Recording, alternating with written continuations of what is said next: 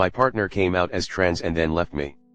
A month ago, we were talking about getting engaged and having a family.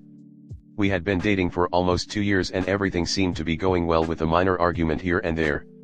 Things seemed to shift as my gastric sleeve surgery got closer. 2 weeks prior to my surgery, my partner blew up on me out of nowhere about how they thought I was choosing the easy way out, didn't try hard enough to lose weight, and stated that if I just did it their way, I'd lose weight. I was shocked. I have a long history of dieting and made the choice to get the surgery because it was my last resort and I was motivated to get healthy. Up until this point, my partner seemed supportive and had never talked to me this way before. My partner left to stay at his parents' house for a few nights and we didn't talk much during that time. I was trying to keep my stress level low headed into surgery and I needed time to process what had just went down. Then one night he messages me, telling me that he had a secret he had never told anyone, and that was that he has always felt like a woman and was trans. I was shocked but also supportive. I asked them to come back home and they did. They went with me to the hospital for the surgery and stayed home from work the following day to keep an eye on me and help me to my infusion appointment. We kept talking about their feelings about their gender identity and I offered my support by taking them shopping, assisting them with wigs, makeup. I did their first full face, full wig makeover. When we did the reveal, they completely lit up and I felt honored to be a part of that with them. They were absolutely glowing and happy. Considering I was recovering from surgery and still processing their coming out, I was completely transparent that I didn't know what the future of our relationship looked like because I personally never been attracted to feminine women. And this was how my partner now wished to present. Regardless, I didn't want them to move out or make any rash decisions about our relationship. I wanted time to get to know the real them and see where things went. But my partner kept picking fights with me. I was on pain meds, recovering from surgery and in no state to argue. But they kept on, pressuring me about what I wanted to do with the future of our relationship. Again, I told them I didn't want to make any decisions until I was off pain meds and recovered. In the meantime, we continued living together and they started experimenting by wearing my clothing. At first, it was just every now and then but became an everyday thing and they would just help themselves to my clothes without permission.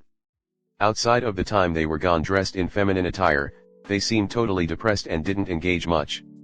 When we'd get home, they would instantly change into my clothes and beg me to do their hair, nails, makeup, etc. Which I did, because I loved them. I was back on my feet pretty quickly after surgery, doing well with the diet, and trying my hardest to be a supportive partner. But it was like a switch flipped in them and they no longer even liked me as a person. They only wanted to talk about them and their transition. And they were making decisions about it at lightning speed without giving me any time to process. Or space. I helped them come out to their family. I spent countless hours teaching them about skincare, hair removal, and makeup. I started collecting a list of books that were gender affirming and planned on gifting them to my partner. Then one day, my partner asked me to do their nails. We went out together and got all the supplies. When we sat down to do their nails, I started crying. I can attribute it to a few things: the stress I was feeling due to them picking fights with me after surgery, the lightning speed gender transition, my hormones going crazy, their inability to consider my feelings. I finished their nails and apologized but they flipped out on me, stating that I made them feel embarrassed and ashamed about themselves. I again apologized because I would never want them to feel embarrassed or ashamed of themselves. I went to my best friend's house for the night to give them space to express themselves freely and myself some much needed time to process and decompress. Last that night, they sent me a novel of a text message, first starting out saying that they were sorry and needed to be more considerate of my processing and my feelings.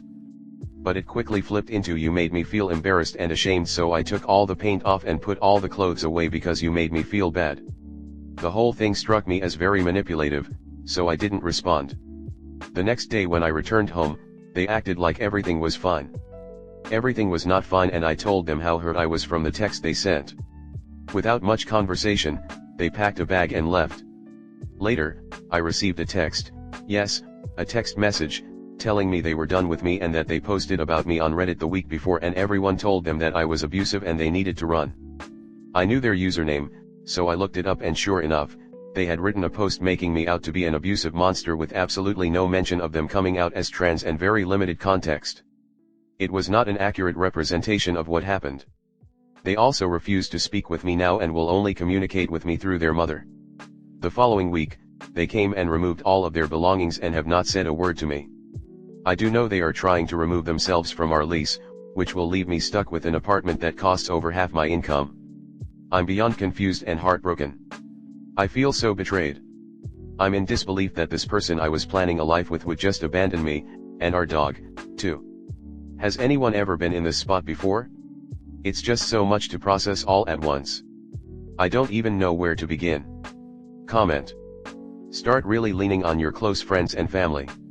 You need to distance yourself from this person and the situation.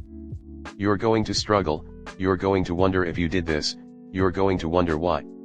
The why is not for you though. Just begin moving forward. Get some hobbies, hit the gym, and devote your time to things that make you happy. You'll get through this. You should focus on moving on and upgrading your life as they were/are not who you thought they were. Maybe some therapy can assist you with this situation as well, but definitely cut off all contact. They didn't deserve you and this too shall pass. I am so sorry you have to go through all of this. First things first. 1. Housing. Talk to your landlord. See what can be done about the rent/lease. They may be willing to let you out of the lease given the circumstances, and if they have a wait list, you leave it ready to rent, things of that nature. Talk to friends/others to see about a roommate or place to stay. Look into a place to rent that you can afford on your own. These things will help make sure you have a place to stay and maybe time to think without stressing out your money too bad. 2. Look into therapy. Emotional trauma is hard to deal with alone. Especially with your fresh surgery, it may help keep you from making poor choices with your food or activity level. We want to keep your mind and body as healthy as possible so you have a little less to worry about. 3. Remember, you did not deserve to be treated like that.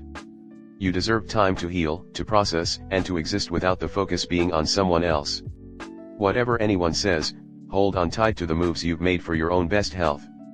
Focus on that, do what is needed for you, be sure you check in with your weight and surgery clinicians and let them know there's a change in your living status and you need extra support emotionally. Do they have a trained therapist to recommend? Don't let go of you, let go of the relationship. I know you can do this. XO from a granny. Next story 2. I asked my crush to wait for me to get better. Do I really deserve someone like her? Hello, my name is Hotaru and I was recently diagnosed with borderline personality disorder, BPD, and because of it I ghosted my crush after confessing my feelings to her. I know what you're thinking, why would I do something like that? Well, we would have to start from the beginning, when I first met her. We first met through a group meeting. We didn't really talk to each other as much, but we knew one another existed, and a week afterwards I randomly met her at a store. We exchanged contact information and started spending time together. We had video games in common and played the same games, so we would spend most of our time gaming. She was fairly busy and so was I. We always managed to make time for each other, however after a while she ghosted me. Some time would pass and she came back, explaining why she left and how bad she felt of it, but it didn't bother me that much. She came back and I'm not used to people coming back. So after a while of letting that happen I would eventually confess my feelings to her, in hopes of getting her to stay and stop ghosting me. It hurt a little whenever she left.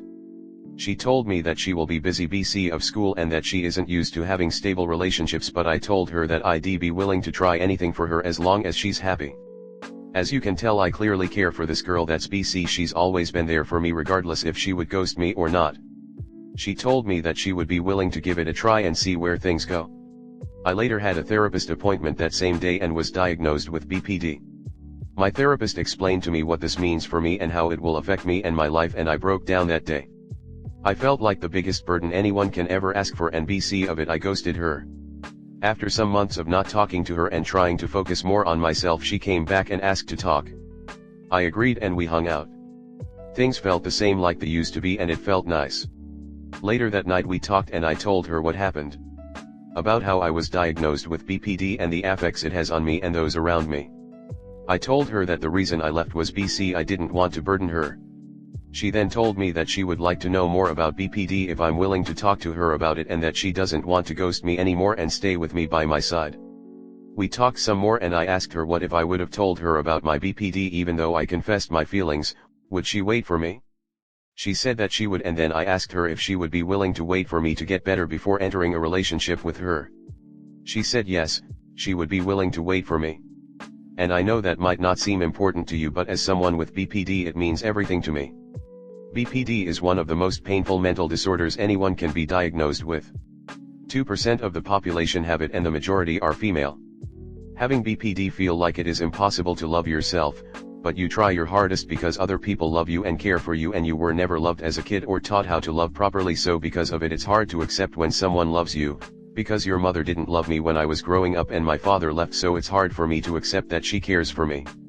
I'm currently seeking the help I need, it's just nearly impossible because of the lack of resources in mental health. All I know is that someone loves me and is willing to wait for me to get better, but I feel like I don't deserve it. Do I really deserve someone like her in my life? Someone that's willing to love me and wait for me even though I can't love myself? At least not for now.